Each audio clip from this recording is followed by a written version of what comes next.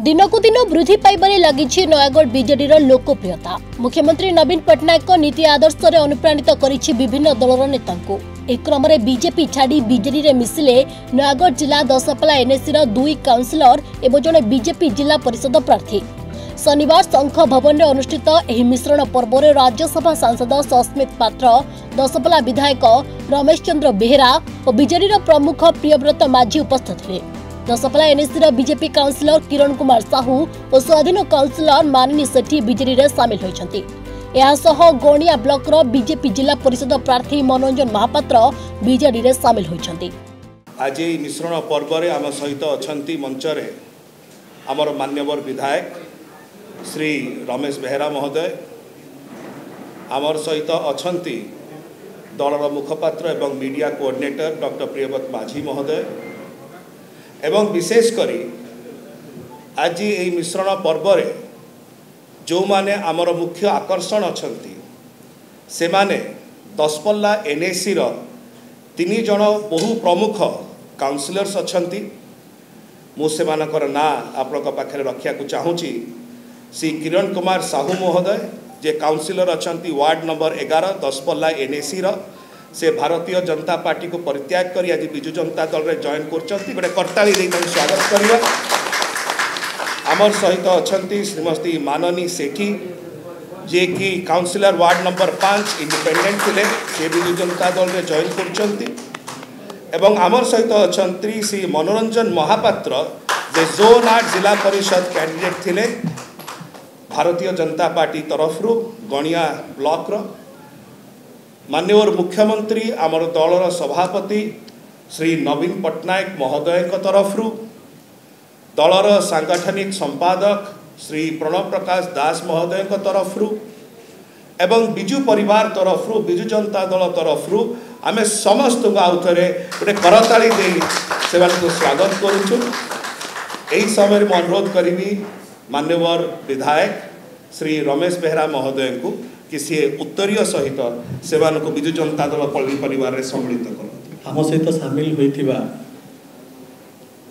3 जण भाई भौणी जे कि सेमानकर नाम नेबे श्री किरण कुमार साहू, विज्ञापित अंचल परिषद दशपल्लार 11 नंबर वार्ड रो काउंसिलर, जे कि भी भारतीय जनता पार्टी को आज त्याग करिकी माननीय मुख्यमंत्री नीति आदर्श विभिन्न उन्नयनमूलक कार्यक्रम रे अनुप्राणित होकर आज विधिवत भाव में बिजु जनता दल सामिल होइछन्ति। तांको स्वागत करी ता संगे संगे स्वागत करी आ जने भौणी श्रीमती मानिनी सेठी काउंसिलर वार्ड नंबर 5 जे कि स्वाधीन भाव में काउंसिलर आगरू थिले, से मध्य माननीय मुख्यमंत्री नीति आदर्श विभिन्न उन्नयनमूलक कार्यक्रम एवं मुख्यतः महिला मानकर जो भली भाव में सशक्तिकरण जुग ओडिशा रे आरंभ होइछि, सेथरे मध्य से आज प्रभावित होकर आज दल में सामिल होइछन्ति बिजु जनता दल रे। तांको मध्य स्वागत करी ता संगे संगे आ जने भारतीय जनता पार्टी जड़े वरिष्ठ संगठक जे कि पूर्वर भारतीय जनता पार्टी रे जे कि जिला परिषद सभ्य भाव में प्रार्थी होइतिले 8 नंबर जिला परिषद जोन गणिया ब्लॉक तरफ से मध्य आज अनुरूप भाव में माननीय मुख्यमंत्री नीति आदर्श और विभिन्न कार्यक्रम उन्नयनमूलक कार्यक्रम अनुप्राणित होकर आज दल में सामिल होती। स्वागत करी एवं धन्यवाद कृतज्ञता ज्ञापन करी।